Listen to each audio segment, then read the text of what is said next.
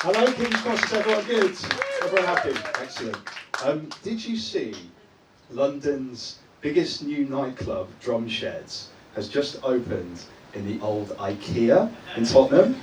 The opening night was headlined by Swedish House Mafia. Come on! Come on, come on. That's the closest you're going to get to a joke in this set. I assembled it myself.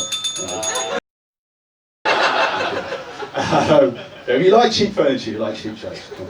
I love these open mic nights. There's usually someone's kooky mom at the back, draining a vodka tonic, hand in a pocket, fiddling with her Drum Sheds ticket, wondering when she can leave, looking at a watch thinking, well, I dropped that pill about 45 minutes ago, so now that kind of behaviour would be enough to get you banned from anywhere.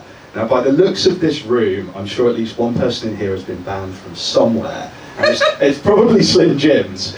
But I was banned from an entire country, Kazakhstan. So that's my summer holiday plans ruined.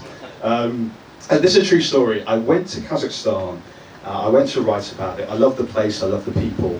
I covered Kazakhstan's three main calling cards, which are incredible natural beauty, an amazing food scene, and massive over-reliance on hydrocarbons. But I also happened to mention that they were ruled by a dictator. Ooh. He took umbrage with what I said. Okay, picture the scene. He's in his office. He clears the blood diamonds from his desk. He drains the champagne from his glass. He slips off his high heels, because I think he's quite a repressed kind of guy. He reads what I wrote about him in the paper. He gets very, very angry. He has the Ministry of Foreign Affairs ban me from the country. So no more Kazakhstan for me. And I didn't even mention Borat. Now, if he was that, thank you, if he was that angry about what I said about him in the paper, imagine how angry he would be if he knew I was doing a joke about him here tonight. He would be, in the words of a Love Island contestant, fuming. Now, one of the things that I liked most about Kazakhstan was the brutalist architecture. Now, I wasn't sure whether to do the brutalism material tonight, but I think I've seen at least one person in here with an Ace and Tate tote bag, so I feel like this is a safe space, right?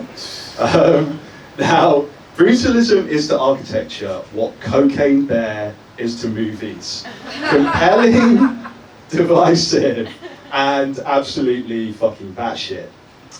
Make some noise if you've seen Cocaine Bear. Has anyone seen that movie? Yeah, okay, some people have seen it.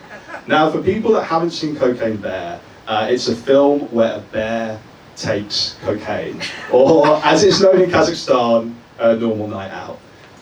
But back to brutalism. You all know those brutalist buildings like the Barbican, National Theatre, expressive, avant-garde. They come from this era of White Heat, Black Sabbath, and Blue Nun. Now, when these buildings came out, the government needed to convince people of this new architecture. So they commissioned all these public information films. The best of these films came from Birmingham, a city that I once lived in, and whose most famous icon is a motorway junction named after pasta. There is a film called Take Me High, where Cliff Richard drives a hovercraft along a canal under Spaghetti Junction. I have no idea why. But the greatest of all these films is called Telly Savalas Looks at Birmingham. Now, some people say The Godfather is the greatest movie ever made. Those people have not seen Telly Savalas Looks at Birmingham. It is a cinematic milestone. In this film, bald, alpha male, American actor Telly Savalas spends a day looking around Birmingham's brutalist buildings. He tells us that he walked on the walkways, sat on the seats, and visited the West Midlands Police Control Room. And he even found time later in the day to attend an over 40s disco dancing competition, which coincidentally is what I'm going to be doing later tonight. At the conclusion of the film, Telly takes a lift to the top of Birmingham's tallest building. He looks down at the concrete colossus of New Street Station below. He tells us that he feels like he's been projected into the future. Well, Telly, you have, because it's 2023, I'm still talking about you, and I used AI to write all the jokes about you in this section, so if they're shit, it's not even my fault. I've been Christopher Beanland, thank you so much, guys.